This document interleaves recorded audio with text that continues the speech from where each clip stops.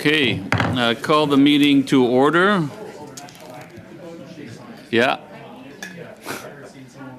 I'm calling the meeting to order. Yeah, calling the meeting to order. I'd like to welcome Mr. Benson, who's here substituting for Mr. Seaback. Welcome, Mr. Benson. And before we get started, I would just like to mention to the members that it looks like the ministers, the two ministers, Wilkinson and Guilbeault, are not available on May 12th as we had expected. We're working on another date, so we'll probably on May 12th just continue with reviewing the nuclear waste report, and then we'll schedule them in at some other time.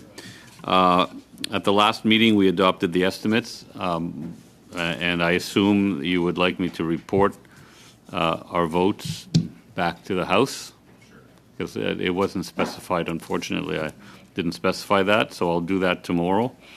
And I would like to welcome. Oh yes, just as a heads up. I'll be asking whether at 1 o'clock I'll be asking whether members want to stop at 1 or continue a bit longer. You can let me know then. And I would just like to mention that there are no opening statements. We have representatives from the Department of Environment and the Department of Finance. We have Hilary Geller, Saba Khwaja, and Joyce Wan from Environment, and from Finance we have Miodrag Jovanovic, Oliver Rogerson, and Nada Vrani. Am I pronouncing it properly, Vrani? Yeah. And so that means we'll just get started with the rounds of questioning with Mr. Carey for 6 minutes. Thank you very much, Mr. Chair, and I want to thank the witnesses for being here. Given the news with Enbridge Line 5, we've seen that the previous Minister of Natural Resources, they did at least do the bare minimum, and the concern is that the government is not enforcing the pipeline treaties. Very concerned about job losses. And I note, Madame Geller, that you're in charge of the strategic policy branch. And I was just wondering, considering the government is, concerned, or they do want to move towards stopping fossil fuels here in this country, the industry, what is the strategy as far as just transition to replace jobs that are going to be lost due to government policy? Thank you very much for the question. I am going to pass it to my colleague from NRCan, who is responsible for just transition and sorry, issues, if I could. Ms. Taylor-Roy has her hand up. Is that a point of order, or? Yes. I'm sorry to interrupt you, Ms. Geller. Yes. Thank you, Mr. Chair. I just wanted to be sure this, although we have department officials here today, this is still the continuation or the last meeting of our study on fossil fuels. Is that correct? Absolutely, yes. Ending subsidies on fossil fuels. Okay, so just, I guess I was just curious as to what that question had to do with ending fossil fuel subsidies.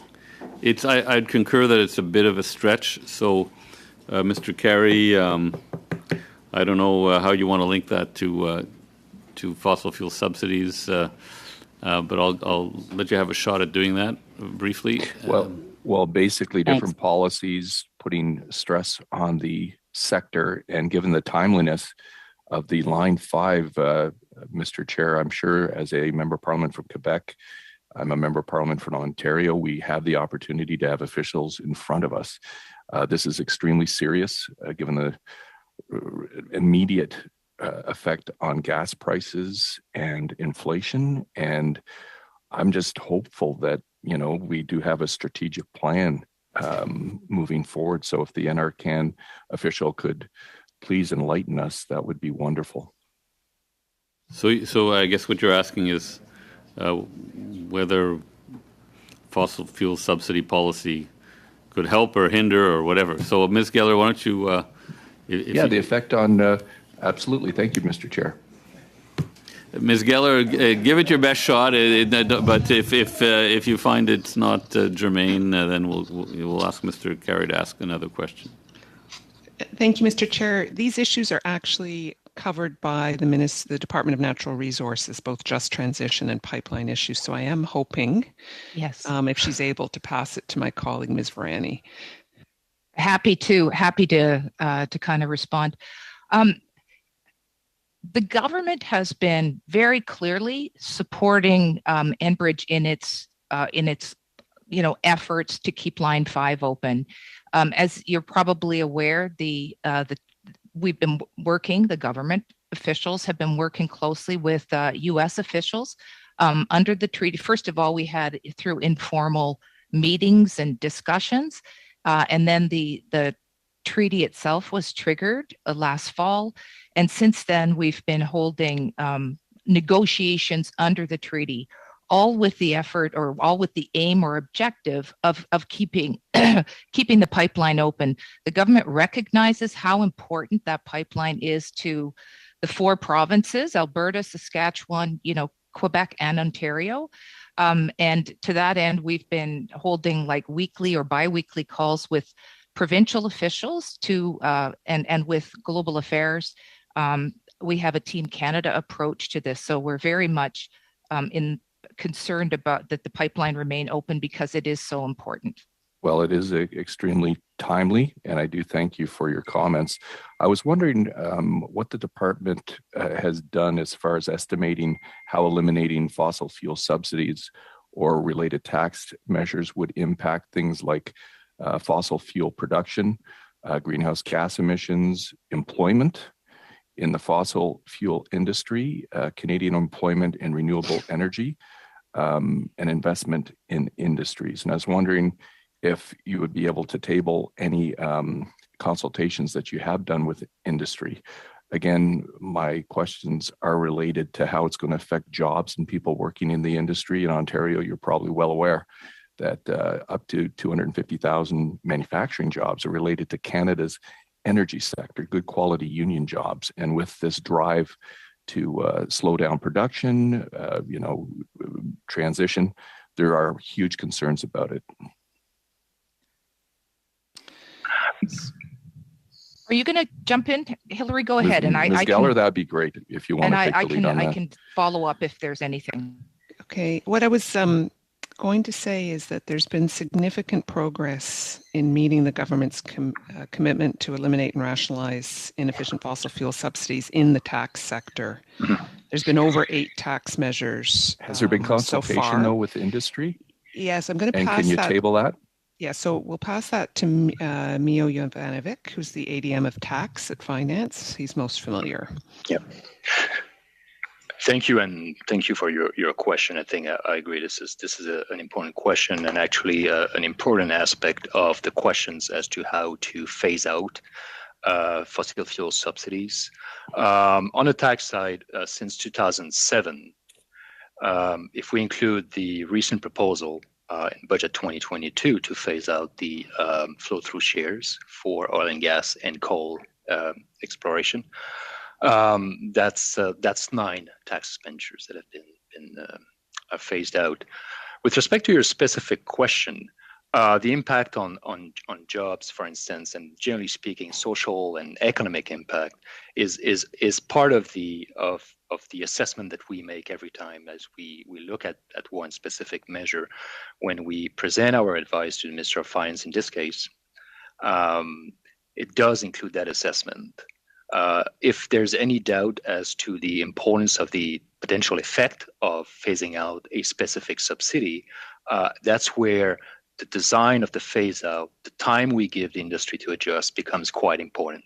Okay. And when you look back to 2007, the way that these measures, these tax expenditures have been eliminated, very often there's a substantial period that is being provided to adjust. Yes. Thank you. But if you could provide it, Mr. Chair, if the officials could actually provide the estimates of the effects of eliminating these fossil fuel subsidies on the production, greenhouse gas emissions, employment, renewable energy, investment in the industry, it would be greatly appreciated because So people we'll make asking that us, request where's to the plan? department. We'll make that Thank request. you. We'll make that I'm request sorry, to the, yeah, well, sorry, we're going to have to move on. We'll make that request to the department, and hopefully we'll be able to get that information. We'll go to Ms. Taylor Roy now, please, for 6 minutes.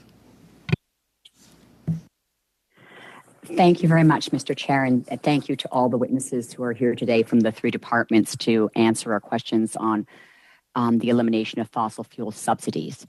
I really wanted to address some of the international commitments we have made and have not made regarding eliminating fossil fuel subsidies to better understand why our government has done some things and not others and what progress we're making on that. So the two in particular I'd like to ask you about, and I'm not sure who the best person is to respond, but the first is the statement on international public support for the clean energy transition, which came from COP26. And I understand it, we were a signatory, one of the approximately 40 countries who did sign on to that agreement. The second one was the WTO, the World Trade Organization, statement on fossil fuel subsidies, which to me seemed very similar in some respects. And yet I believe Canada, at least when I last looked, had not signed on to it. And I'm not sure if we have now or if we have any particular plans to sign on to it. But I was wondering if you could just speak a little bit about the role that the statement on international public support for clean energy that we signed plays in ending subsidies in the fossil fuel sector, and then perhaps, well, I'll follow up with the one on the other one. But thank you. So I think that it would be most helpful if Ms. Varani started on what we refer to as the Glasgow Commitment, because NRCan is leading the work on that. The WTO issue, my understanding is that the Department of Finance is continuing to sort of examine issues surrounding signing on to that. So unless he tells me otherwise, I think that's likely Mr. Jovanovic. Thank you.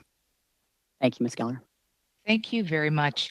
First of all, the statement itself that the government committed to suggests that the government will prioritize support for clean energy for the clean energy transition, consistent with the goals of Paris, of the Paris Agreement, and will end support for unabated fossil fuel energy, and the public finance institutions in the kind of operating in the international sphere will take a look at their processes and their policies and adjust accordingly.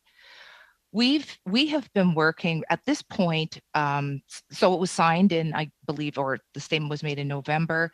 We have since that time been working with other government departments very closely to understand how it would apply and what policies would need to be adjusted. We've also been speaking with our international counterparts to understand, particularly in those cases where it's been applied, implemented, whether, what lessons learned they have, and would also note that there are other countries that are same place as we are, which is they're firmly in the grips of developing their implementation policy. So we're advancing on this and take it very seriously. It's very important. And I think that I hope I've answered your question, but please let me know. No, that's great, and I'm really encouraged to hear that you are learning from best practices or what other countries have done in this, because I do appreciate the fact that it talks about prioritizing our support fully towards the clean energy transition, and I think that's very important. So, Mr. Jovanovic, then would you mind commenting on the WTO? Absolutely, because thank you. I see that as complementary and really important in terms of making sure we have a level playing field with other countries. Mm-hmm. Yeah, no, absolutely. I think that and Canada recognizes the importance of creating momentum at the international level, in addition to the kind of Canada's commitment per se, which have been reaffirmed and accelerated in this regard. So we think that we play a good and key role, and Canada believes at this point that the role played through G7, G20, APEC is crucial. With respect to the WTO statement per se, so I mean we recognize that at this point there's a relatively limited number of members having signed. I believe the statement that was issued in the last December was signed by 15 members. Some key members, like the United States, are still not there. So we're kind of in the process of assessing the value added in terms of additional momentum and what it creates really to participate in this additional initiatives, given everything else that is being done through other forums. So, but this is something that we continue to look at. That absolutely. Just a quick follow-up. I have time because I realize it's not a large number of signatories, perhaps, but it does include the United Kingdom and the European Union, I believe. And I think the thing about this agreement that I thought would be perhaps helpful is that it talks about WTO transparency and reporting that will enable the evaluation. And I think from the perspective of the industry and from us, I think it's important for us to be able to see what other countries are doing and having that transparent reporting. So I would encourage the Department of Finance to look at that and perhaps be a signatory to that as well. Thank you. Thank you. Moving on now to Madame Posé. Thank you very much. Thank you to all the witnesses for being here today. My first questions I will ask to the Department of Finance. How is the Government of Canada saying that they're going to get rid of inefficient subsidies when your department actually refused or did not listen to the Auditor General's recommendation that said that you needed to define what they were or give a definition? Thank you for your question. I'd like to actually just clarify one thing first. What our answer was in 2019 to the Auditor General. The department did not agree with that final recommendation that came from the AGO because the Department of Finance had not defined what an inefficient subsidy was exactly. We agreed to disagree on this. And that is what happened. Why? Well, the first reason was because the AG's recommendation was that they had a very prescriptive, very clear definition. My question was the following. Did you define what that inefficient subsidy was exactly, or what an inefficient subsidy was? Well, they evaluate that inefficacy in a way, and that's inefficiency rather. And that is a review we do with the environment, with ECCC. We're trying to refine or, finalize that definition. But until 2018, when it comes to tax measures, the Department of Finance was still using its basic principles that actually are based on efficiency, relevancy, and in that context, we were looking at socioeconomic effects, environmental impacts, to determine whether a measure was efficient or not. Okay, you're talking to me about 2018, says Madame Posé, or 2019, but I want to talk about 2009. That is when the Government of Canada committed to do away with inefficient subsidies. So it seems like the government or the department doesn't have a very clear definition. Other witnesses have appeared and said and gave us a very clear definition. Any benefits that is given to the industry is a subsidy. So the ultimate goal here is to reduce CO2 emissions and to, launch that transition or start that transition. We were also told that Canada actually gives 14 times more help, I guess, or subsidies to fossil fuels compared to other sectors, so compared to the renewable sector. that actually stops innovation on the renewable side. Mr. Chair, I'd like to clarify one thing. The Department of Finance since 2009, at least, used a very clear definition, and it was in the AG's report. So in a tax context, what do we mean by fossil fuel subsidy? There's no ambiguity on that.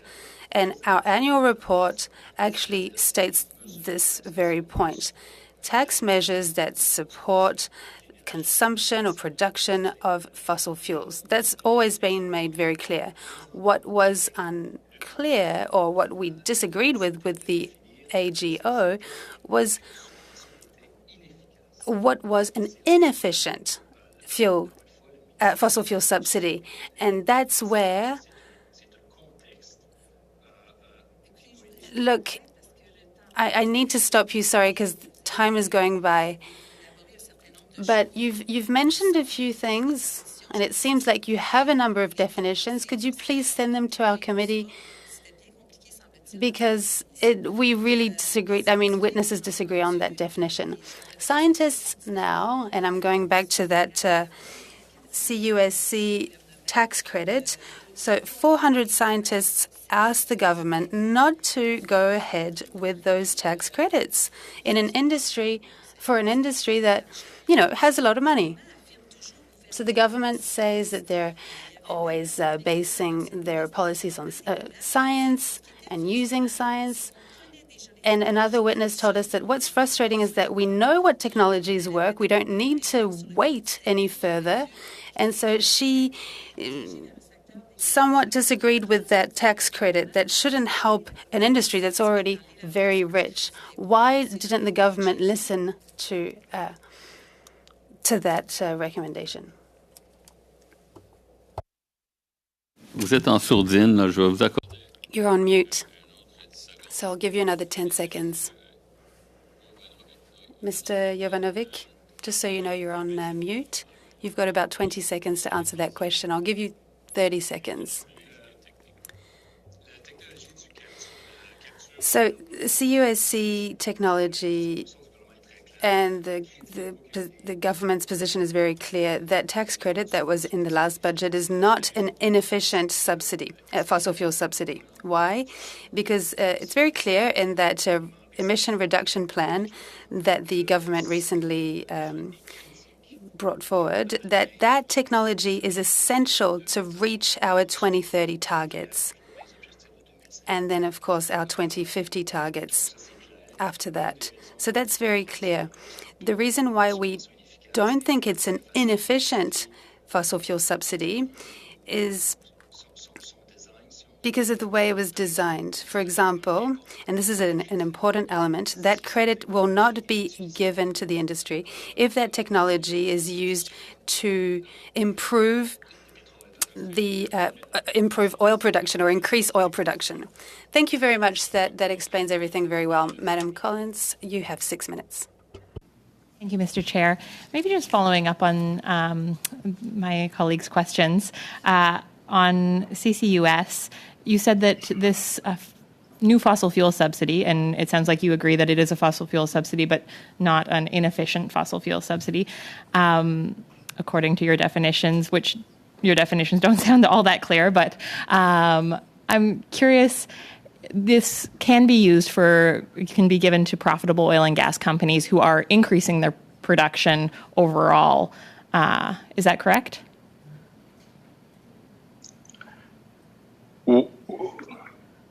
So, while it can't be used for enhanced oil recovery, it can be given. Sorry. Just a yes or no. It can be given to companies who are increasing their production. The company may increase the production, but there's no direct link between that incentive and any incentive to increase production. Thank you. So ECCC has been working on a definition. What is the status of that definition, and can you share it with the committee? Thank you. The work to put parameters around a definition of inefficient is ongoing. I think it's interesting to Thank you. So do you want to give me any kind of timeline? If it's not done yet, how are you reviewing subsidies to be phased out by 2023? We're on a timeline to be able to provide advice to the government so that it can make decisions in time to have the phase out of the non-tax inefficient fossil fuel subsidies done in 2023 as per their mandate commitments. And so when will the definition be provided? That's unclear at this time because the work is still underway. Thank you. I wanted to ask a few questions about public financing. In the mandate letters to the Minister of Finance, Minister of Environment and Climate Change, Minister of Natural Resources, all of them were instructed to work together to accelerate Canada's G20 commitment, not only to eliminate fossil fuel subsidies by 2023, but also to develop a plan to phase out public financing of the fossil fuel sector. So how do each of your departments define public financing? Does that include more than fossil fuel subsidies? So that work is at the planning stage still. We are all working together on it as per the mandate letters. I will just note that the work that flows from the Glasgow commitment that Ms. Rani spoke to is a component of that. But we haven't sort of moved beyond to sort of fully scope it at this point in time. Is there any kind of timeline for phasing out public financing of the fossil fuel sector, especially including Export Development Canada? No, because the work it's still at the planning phase. Okay, so there's no concept of kind of how any timeline whatsoever looking forward? The timeline, as it's known today, is attached to the work that Ms. Rani's doing coming out of the Glasgow commitment. Okay, thanks. The emissions reduction plan says Canada is developing a plan to phase out international public financing of the unabated fossil fuel sector, including by federal crown corporations. We were talking a little bit about CCUS. It's a form of emissions abatement. Will there be any limits to federal supports or subsidies related to CCUS? With respect to the investment tax credit, it is an investment tax credit, so it's provided through the Income Tax Act. So there's no cap per se. There is, however, a time limit. There's the higher income tax credit rates will be enforced until the end of 2030. From 2031 to end of 2040, the rates will be cut in half. Thank you. Under the plan being developed, will Export Development Canada be expected to phase out financing for the fossil fuel sector as a whole or only unabated projects? Well, we'd anticipate that EDC would be part of this commitment that's still at the planning phase, this, public financing commitment. And just when will the plan be completed? I can't tell you that because it's at a very early planning stage. Okay. I guess really my question around abatement, it's important that the oil and gas companies reduce their emissions intensity in production. Ideally, that would be funded by them since they're making record profits. But emissions from production is only a small fraction of our overall emissions. Eventually, the oil and gas is going to be burned, even if that's not in Canada. Is the department tracking these kind of downstream emissions?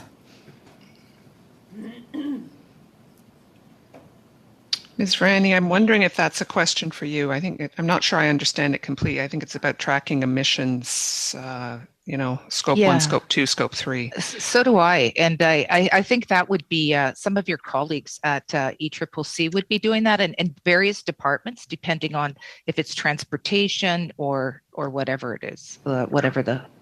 And will these kind of downstream emissions be something you're taking into consideration when designing programs that subsidize oil and gas? I think the question of the creation of new programs potentially is a very important one. And I can tell you that as part of our work to identify inefficient fossil fuel subsidies, we are looking at ways to future-proof, if you like, any new programs that are being created, or any sort of grants and contributions that come out of any existing programs. And so we're out of time, Ms. Collins. Okay, thank you so much, Mr. Chair. Mr. Dreeshen for 5 minutes, please. Thank you very much. very much, Mr. Chair. And first thing I'd like to do is just to put on the record a letter that we all did get, but this is from the government of Saskatchewan, came in last week, and so they accept the letter on behalf of the government as our province's expert witness submission to the Standing Committee. And as per Section 92A of the Constitution Act, the exploration, development, conservation, and management of non-renewable natural resources is provincial jurisdiction. In executing this authority, the Government of Saskatchewan is and will continue to be a proud supporter of the oil and gas sector, which prides itself on working with industry, rights holders, other stakeholders, and Indigenous communities and people to develop Saskatchewan's natural resources and to provide the world with ethical and sustainable energy products. And again, they speak to the fact that with a lack of federal engagement, logical definitions, and a clear scope for the committee makes it difficult to form a complete response.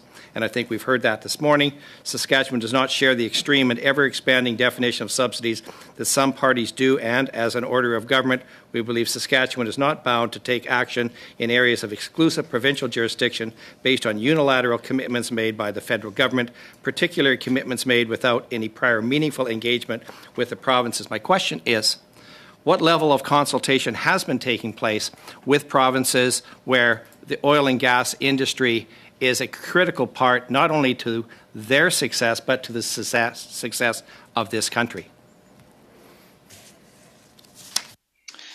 If I could, Mr. Chair, maybe I'll point to consultations that are ongoing in the context of significant new initiatives that the government's announced. For example, the oil and gas emissions cap. But that doesn't direct to the question that I had of the previous ones. New initiatives, that's great that they're talking about that. I'm just wondering, we hear a lot of this is what we're going to tell you is going to happen.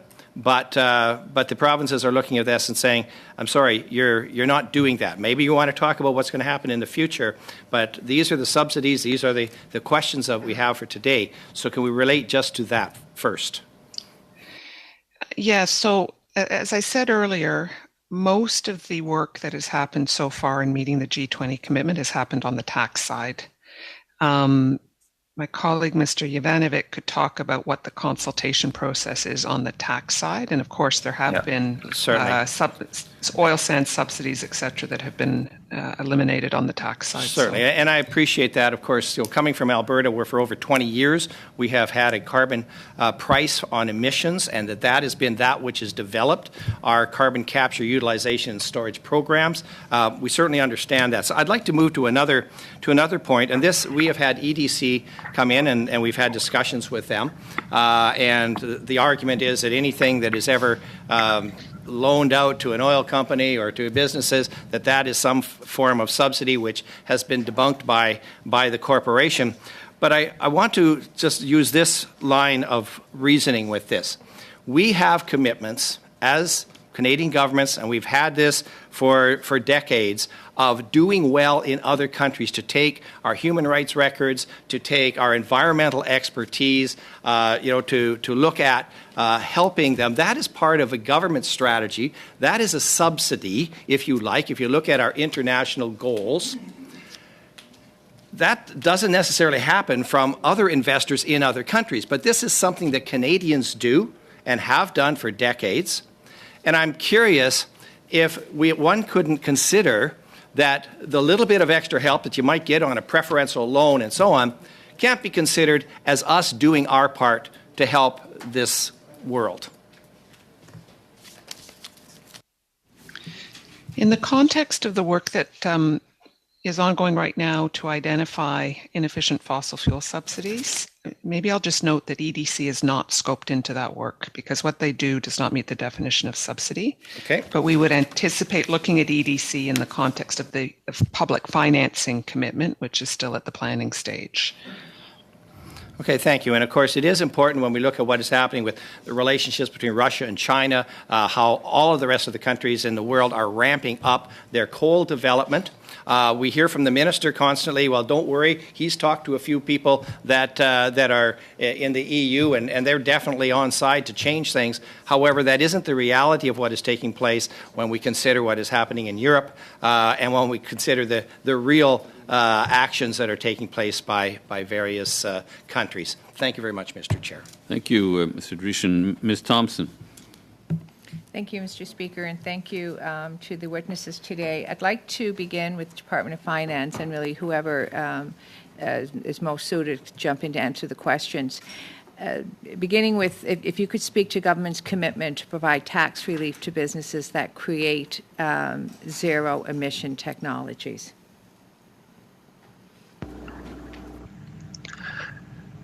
Yes. You probably refer to the budget 22 commitment to eventually introduce a investment tax credit of up to 30% for clean technology. So the approach here will be to start discussing and to do targeted outreach to experts to determine what type of technologies would qualify for that credit. I would note that there's already some base in the tax system in this regard. For instance, in the previous budget, we introduced a 50% corporate income tax rate reductions for Canadian manufacturers of clean technology. As well, we have what we call rated capital cost allowance, which is essentially providing firms the ability to write off certain assets more quickly. And we have that allows basically full write-off for investment in clean energy technology, for instance. That's what we call the Class 43.2, 43.1. Thank you. And so I hope this answers your question. It does, thank you. And still staying with Budget 2022, if you could detail the government's plan to phase out flow-through shares for oil, gas, and coal activities. Sure. So the proposal is to essentially allow contracts like flow-through share contracts entered until, I believe, March 31st of next year, 2023, to still qualify for the flow-through treatment. However, for the flow-through agreements in relation to oil and gas and coal, any agreement that would be entered after March 31st, 2023 will no longer be eligible. Thank you.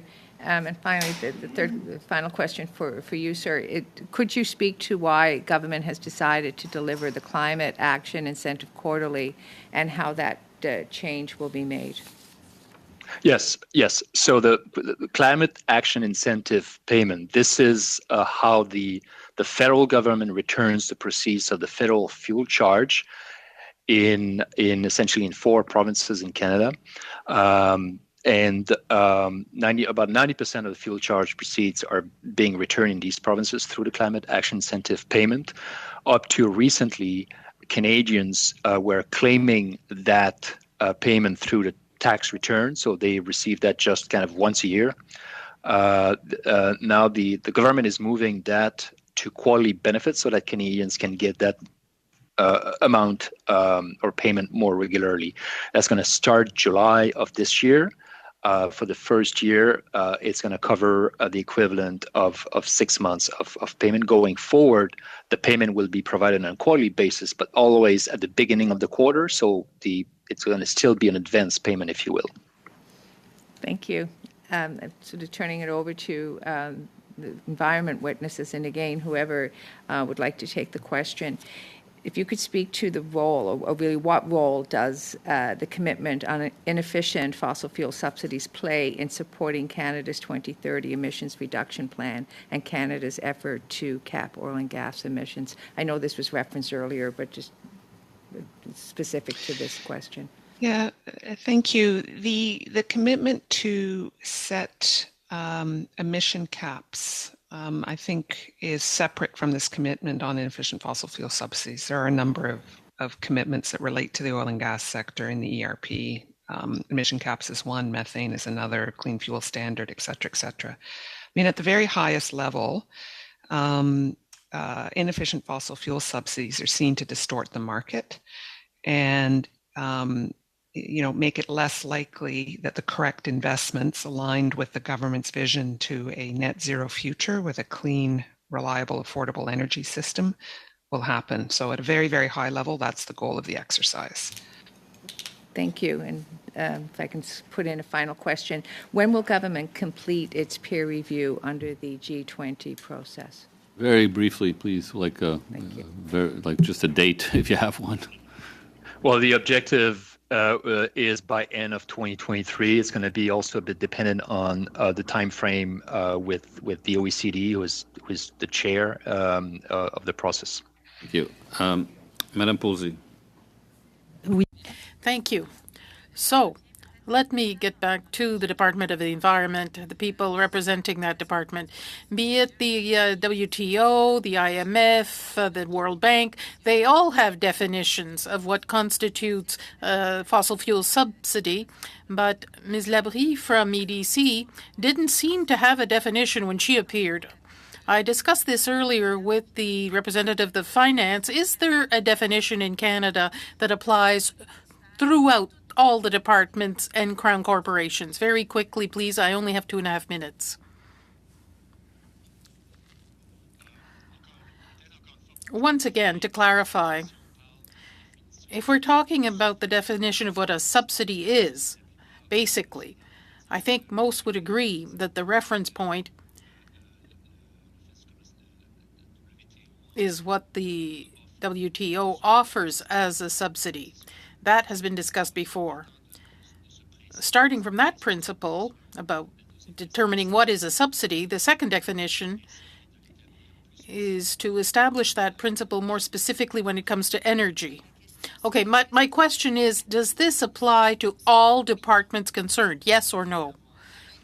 The same definition. We don't have one defined or published. Okay, I'll stop you right there. We don't have that. That's an exercise we're doing now. Okay, so my question is for the Department of the Environment. We don't have a lot of news about sustainable financing that was established in summer 2021. It'll be a year soon. Are there any public documents about your work on that? Sustainable Finance Action Council establishment, I suspect, is what is being referred to here. And the answer is yes. They have submitted a report, and there will be others coming. And I believe that report that I'm referring to is on the website. They have regular meetings. They have a work plan. OK, j'arrête là. Il me reste une dernière question. All right, I have one question left. The Commissioner deplored the opaqueness and the refusal to provide documents to the Commissioner, as was done in 2017. I put a question to him. $5 billion is given over to the international fight against climate change. He was unable to answer me because this is in external affairs. Is there any mechanism to follow that money and make sure that it's really used with organizations that fight climate change? 10 seconds maximum. Work on sustainable finance. I'm aware that the international work, which is also referred to as sustainable finance, is different. We'll have to get back to the committee with an answer to that question. Thank you. Ms. Collins. Thank you, Mr. Chair. So Section 23 of the Canadian Net Zero Emissions Accountability Act has still not come into force. That's the one about financial reporting requirements. When I asked about this before, the answer provided by ECCC was, and I'm quoting here, "The provision will come into force on a date that will be fixed by the Governor in Council. This will ensure that the government is prepared to act on the obligation." The rest of the Act has been in force for almost a year now. So why isn't the government prepared to act on this financial reporting obligation? I'm afraid I don't have any information for the committee on this point. We'll have to discuss with our colleagues and get back to the committee. Could I request that you send something in writing, and ideally something more fulsome than the answer that I got last time that I just quoted back? Yeah, we'll do our best. Thank you. So we've talked a little bit about CCUS, and I'm deeply concerned that the government is proposing to give billions of dollars to subsidize these projects, especially because oil companies can count twice the reduction from these projects against their other climate obligations. Can you confirm that these subsidies in the budget will not overlap and be double counted in other programs and credit generating initiatives that are supposed to actually lower carbon emissions, for example, the Clean Fuel Standard?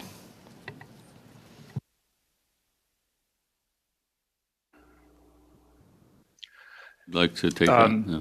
No, I am not in a position to confirm this at this point. There's still like finalization of the legislation on this program is still ongoing. Okay, and, so if you're not able to confirm that, like they are overlapping. The Clean Fuel Standard was originally supposed to generate almost 30 megatons of reductions. Now, based on the modeling just released by the Pembina Institute, Canada will be lucky to see a 3 megaton reduction, so 10 times less because of this kind of double dipping.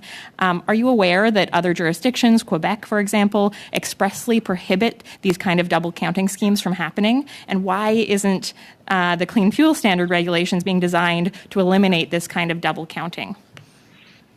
So maybe just on this, I can confirm that I'm aware that the Quebec system, which also is tied to, I believe, the California system, and the California system prevent credits generated from export fuels, or in the case of California fuel, not distributing or finally used in Canada, to access that clean fuel standard market.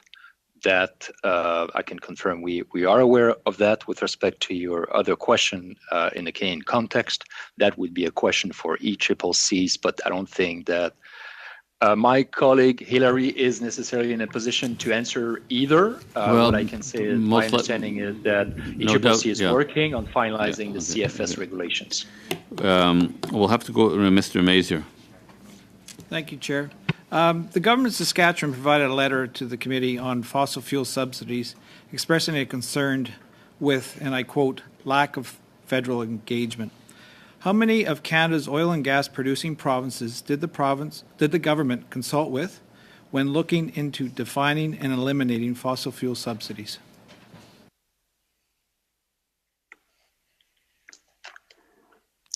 Again, the work that's happened to date has largely been on the tax side. So that's Mio. Thank you, Harry.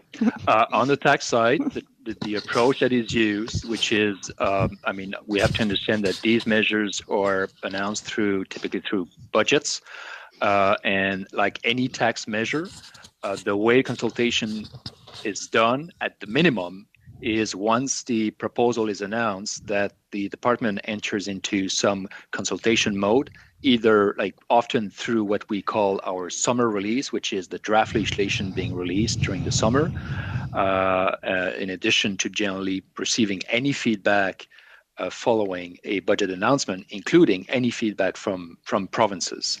Depending on the measure, there could be some consultation done before the fact, but that's not necessarily always the case.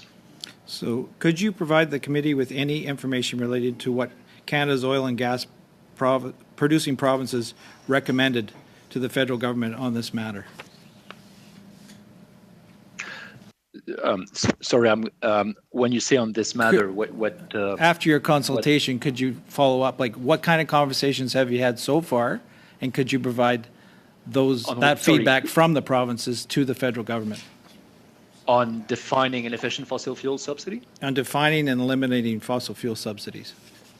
As I said, on eliminating fossil fuel subsidy, that's done through the budget process. So we advise the Minister of Finance, government that makes their decision, then it's announced through the budget process. And what happens is that often, and it's not necessarily kind of an official consultation that is being made, but we are within the tax policy branch meeting and always ready to meet with stakeholders. And that's part of the process. In addition to that, there's a release of the draft legislation in the summer through which we collect information. I'm not sure I'm going to be able to tease out specific information received from provinces across all that process. So I cannot promise this committee to provide something specific on this. Okay. An IISD report classified funding for a diesel generating station in Northern Ontario First Nation as a fossil fuel subsidy. Could the department provide the committee with information on how the federal government has financially supported diesel generating stations in remote and Indigenous communities since 2015?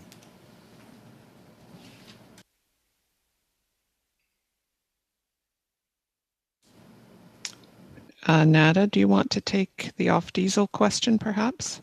Yes, I guess what I would say on that is the department definitely has a program and is working with communities. I can provide additional information. I just don't have it at hand, but I could definitely follow up in writing on that question. That'd be great. Thank you. Can the department provide the committee with a list of all financial incentives, tax measures, and loan programs the federal government offers businesses and organizations in Canada to reduce their greenhouse gas emissions? We can provide a list of programs and investment opportunities that have been announced through the government's various climate plans that are available to the provinces and territories. Okay, and that's specifically to reduce greenhouse gas emissions, which is the objective of this reduction of taxes. Okay. That's correct. Great, thank you. And as you know, the United States included enhanced oil recovery in their tax credit for CCUS. Why did the government not include enhanced oil recovery in their CCUS tax credit? The objective of the CCUS tax credit is to create a real incentive for large emitters to invest in that technology sooner than later in order to advance potential emission reductions to reach the objective sooner there. The objective was to have an incremental effect of 15 megaton by 2030. So that is the primary objective.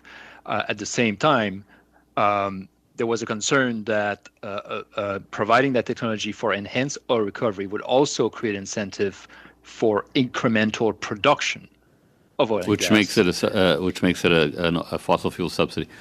Potentially would have changed thank the you. investment. Thank you. Mr. Duguid. Thank you, Mr. Chair. Thanks to our witnesses and colleagues for their great questions. Mr. Chair, I'm just going to refer to this excellent brief from the Library of Parliament, and in it, I've just observed, the various definitions of subsidy from WTO, IMF, International Energy Agency, World Bank. And let me quote the Canadian Climate Institute's 2022 report, and I'd probably like a comment from Ms. Geller or anyone else that would like to comment. Rather than being caught up in definitional issues, the authors advise that Canadians should focus on whether existing and proposed government measures support or hinder the private investment needed to drive Canada's long-term success through the global low-carbon transition. Ms. Geller, I wonder, does that statement resonate with you? Isn't that what is really guiding our approach to the emissions reduction plan? I mean, I think you'd agree, we have to keep our eye on the ball. The atmosphere, I don't think cares how we do it, just that we get those emissions down. And have we not, in fact, made a decision on, particularly on carbon capture and underground storage, that it is not an inefficient subsidy because, in fact, we have endorsed that approach? And maybe just a side comment to my prairie colleagues that the government of Saskatchewan has been calling for support for CCUS for the better part of a decade now, going back to Premier Wall. That's one thing I do agree with Premier Wall on. And so, Ms. Geller, I wonder if you'd have a comment on that. Thank you very much. We read the Institute's report with interest. It had a very helpful series of suggestions for how to think about where the government might want to continue spending in support of the transition to a net zero economy by 2050 with a reliable, clean, safe energy supply for Canadians. And by definition, what that means is the government will decide that at certain points in time, it will keep investing in the transition of the fossil fuel sector, and the CCUS tax credit is one example of that the committee has heard a lot about. So we did note with interest that other countries that have gone before us in fulfilling their G20 commitments basically adopted a similar approach. They looked at the list of fossil fuel subsidies that they may have, and then they pointed to the ones that they didn't feel fit anymore in the context of their national interest. And I think what the committee's been hearing at a high level is that Canada should do the same. My next question, Mr. Chair, is to Ms. Virani. We've heard a lot about the 45Q tax incentive tax credit in the United States, and it seems, while there's some differences in our approach, as has already been pointed out, but and I may have to ask you to speculate here, but would not having the tax incentive here in Canada put our energy sector at a competitive disadvantage? And again, just referring to the just transition and transitioning to that new future that I think many of us support. Perhaps speculate on what would happen if we hadn't brought in the tax incentive. Would that investment go south and leave our industries at a competitive disadvantage? 35 seconds, please. Thank you. I'm afraid I cannot speculate, but I can tell you that in discussions with industry, with companies in the oil and gas sector, this was very important. This tax credit was very important. I'm sure that the committee is aware of the Oil Sands Pathways Initiative, and this was one of the. They've identified or outlined a plan to get to 2030, to get to 2050, big heavy lift to get to 2030. And this tax credit is really important for, as they say to us, to get there. Thank you. So Thanks. Not my speculation, Thank from you. them. Thank you. Before the next round, I'm going to, at 1 o'clock, I'm going to ask if there's a desire to continue beyond 1 o'clock. I'll ask for a motion to adjourn and see where that goes. I don't sense a big desire to go beyond 1 o'clock, to be honest with you, but we'll see what happens at 1 o'clock. So that I can gauge the time for the next round. What is this? Is there a sense that we want to go beyond 1 o'clock? No. Okay. So what I'll do on this round is we'll have to cut the time a bit. So I'm going to go 3-3-2-2-3-3. Mr. Carey, for 3 minutes, please. Thanks, Mr. Chair. Another question, kind of a same line as Madame Collins and Madame Posey. Ms. Geller, we know environment is kind of the overreaching driver here, and you're in charge of the strategy. The Auditor General said that you don't really have a definition of what an inefficient fossil fuel subsidy is, and we've been trying to get a little bit of clarity on that. This study is all about. But I was wondering, from a strategic standpoint, how can you eliminate a subsidy if you can't define it? I think, this was a point made by the Climate Institute report that was just referred to as well, is that perhaps trying to define words is not getting us where we need to go. What we need to do is look at government spending in the fossil fuel sector. And its I know, but if we can't better define it, like the government has had 7 years, Madam Geller, and I'm not, you can tell the frustration in my voice. I'm not frustrated with you, but it's 2022 and industry needs certainty. And Ms. Collins, Ms. Posey, myself, we're just trying to find out 7 years, and we can't come up with a definition of what an inefficient subsidy is. You said there's ongoing consultations. So maybe better question would be, could you provide to the committee the results of the consultations that you've already done? And perhaps, are you able to give us an idea what date you actually started the consultations? Because I'm worried about billions of dollars of investment that we're losing because industry does need certainty, and I know they want to work with the government.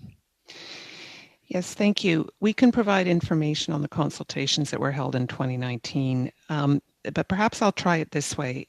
The government, I think, can be clear on what an inefficient fossil fuel subsidy is not, and that was outlined in the G20 commitment itself, where it talked about dramatic GHG reductions, it talked about renewables, it talked about clean energy. So I think it's important to keep that in mind as well. Yeah, it's good to keep it in mind. Unfortunately, industry needs certainty. And as I was saying, we are losing in Ontario, 250,000 jobs really rely on the oil sands traditionally in the energy sector. We do pipe, we do valves, we do computers. It's all good quality union jobs, keep people at work. And these investments are being competitive internationally.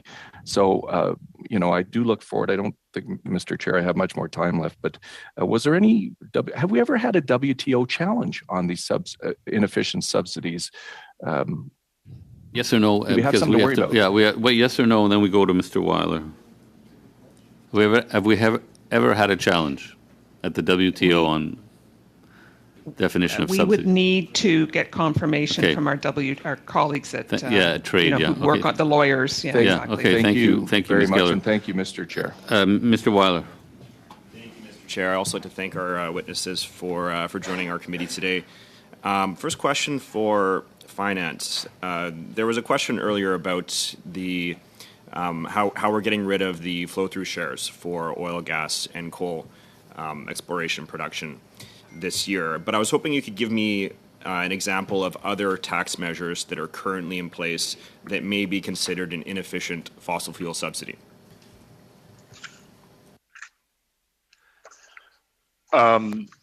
Where we stand currently, we believe that the 9 measures that had been identified using the approach we had used up to recently, so not presuming of the outcome of the current framework analysis we're doing with ECCC, so not presuming of that outcome, that we've by now have eliminated or announced to eliminate, in case of this is a proposal still, 9 of those that have been identified through the tax expenditure, so in our tax system, that are considered to be supporting the production or the consumption of fossil fuel.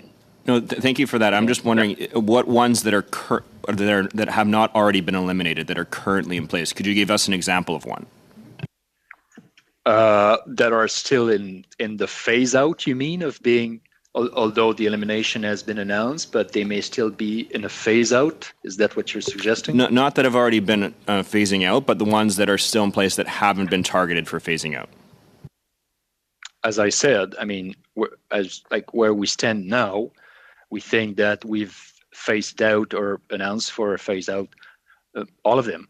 Like if you look at our tax expenditure report, there's a specific section there that mention what are the tax expenditures that are supporting the fossil fuel sector. And all of them have been either already phased out or in the process of being phased out. Thank you. Thank you very much. Quick question for ECCC and NRCan. How does Canada's proposed CCS tax credit compare to the level of support offered by Norway and the Netherlands? I can't answer that question. I don't know if that is a finance question or Nada. I wonder if finance could answer that. Thank you. Yeah. Well, I'm not 100% sure I can give the answer to it. What I can say is, I think it's a bit difficult to directly compare because the nature of the support was, I believe, different. My understanding is that in Norway, the support was getting up to probably around 2/3 roughly. Again, the support we are proposing is an upfront refundable investment tax credit. Thank you. That has a 50% rate on capture and 37.5% rate on transport and injection. Okay, Ms. Collins. No, sorry, Madame Posé, pour 2 minutes. Pour combien de minutes? 2. 2 minutes. Alors, Two questions. The federal government, can he use saved funds saved by the elimination of subsidies for fossil fuels to finance a green transition? Is that possible? Yes or no? These are tax measures. Eliminating tax measures signifies that there are less tax dollars in the government coffers. And so there are other measures that would support transition and renewable energy. So yes, this will be funded by the Consolidated Fund. There's not a direct link between the two. Now for the tax credit for CCUS, we know that there will be one verification in 5 years, a review for the way that this is used. If a company benefited from the tax credit for 5 years without being transparent about it, this company could have used these funds for other means. So are there any consequences if that happens? I would like to make a distinction between two things. So in the legislation that will be tabled, as is announced in the budget, and you are right, every 5 years there's a review.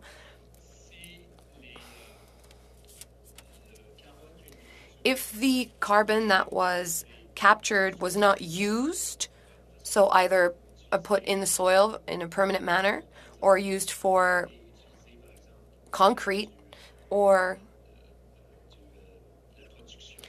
to produce oil, the company will have to reimburse what the credit that it received on a pro rata basis.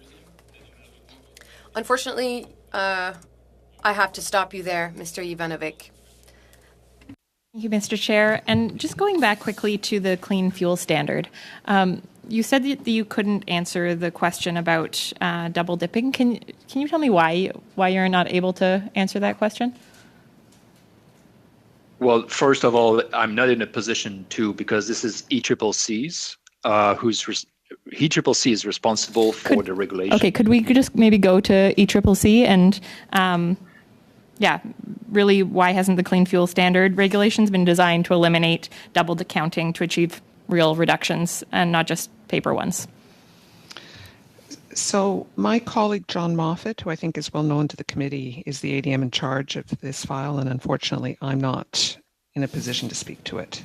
Okay, maybe then going back to some of my colleagues' questions around the peer review. So Canada is years behind schedule on its peer review. The last we heard was that Canada was starting the process of doing a self-review.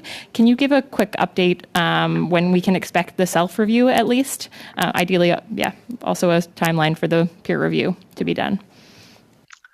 Yes, so I can answer that. So as I said previously, the end goal here would be to have the final self-review report. And I understand the end deadline is the end of 2023, but just curious about the self-review. Yeah, I'm getting there. Sorry, as I was saying, that's the end goal. We have to understand what are the steps then before to get to the self-review report, and to give enough time to get and do the. Do you have a date you can give me? International peer. We probably need a few months before that, so we're probably aiming for a summer of next year, at least to get to that December 2023 kind of deadline. So you're aiming for the self-review to be done in the summer of next year? Yeah, that would be the aim in order to get to the. Okay, no, we have to go to Mr. Dreeshen now. Mr. Dreeshen for 3 minutes. Much, and the library researchers have done a great job bringing some information to us, and of course there's discussions that they have on some of our G20 commitments, the COP26 And I really think one of the key things that one of the statements they have is the definition of fossil fuel subsidies vary, and each country has the flexibility to interpret its G20 commitment in accordance with its national circumstances. We also, they talk about rapidly scaling up the deployment of clean power generation and energy efficiency measures, including getting rid of the coal aspect.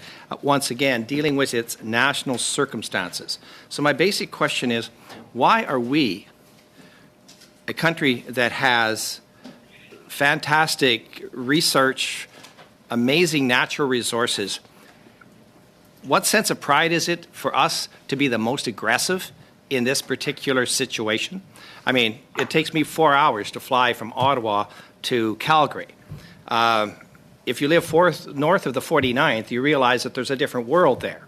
So why is it that this government and your departments feel that it is so necessary to be so aggressive in that regard? And secondly, and finally, the investment tax credit of 30% for clean technologies, what type of technologies are you really defining as clean? As I've mentioned before, if you're going to flood massive tracts of land for hydropower, there's an environmental impact. And all types of energy sources have an environmental impact. So when are we going to talk about the realities of everything that happens in this country before we throw ourselves at the mercy of a bunch of folks from the next COP meeting?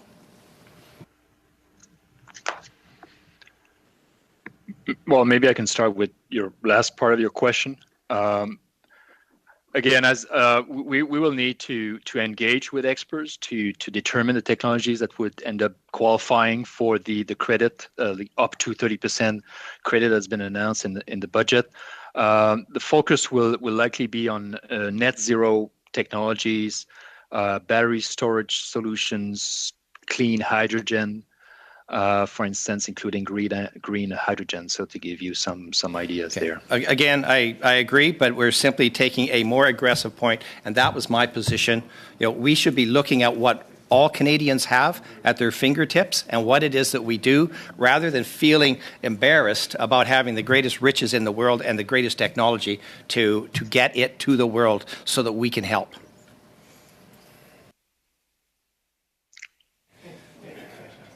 So, Mr. Long, you're batting cleanup here. Thank you, Mr. Chair, and thank you, Mr. Dreeshen.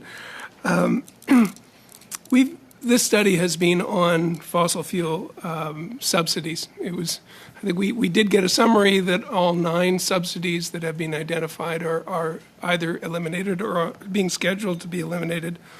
I'd like to go back to NRCan and ECCC around the tax treatments, which I know aren't subsidies, but still whether we've modeled the tax treatments on carbon capture and storage on whether increasing the stringency of regulations would make it economically viable to keep production in Canada, given some tax advantages, versus shutting down altogether and having leakage go to other countries.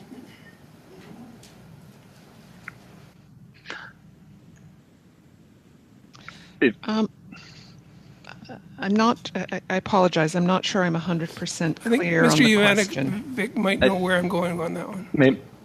Maybe I can try to answer that. I believe that what you're suggesting here is the nature of the trade-off between ensuring that we're still competitive in this area while ensuring that we're meeting our environmental objectives in a way. Correct. The role of the investment tax credit for CCUS probably is actually a good example of this approach, because maybe on the one hand you can see, well, we do have this like an output-based pricing system for large emitters with a given stringency that will increase over time. I cannot speak to it. That's more ECCC's, but I mean, it's there. And at the same time, we have this investment tax credit that encourage these same players to invest in a technology that would help reduce their emission.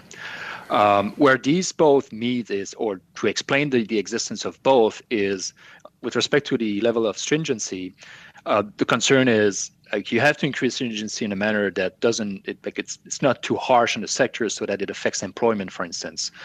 So that's one thing to calibrate this properly, and that leads to your argument about competitiveness, international competitiveness.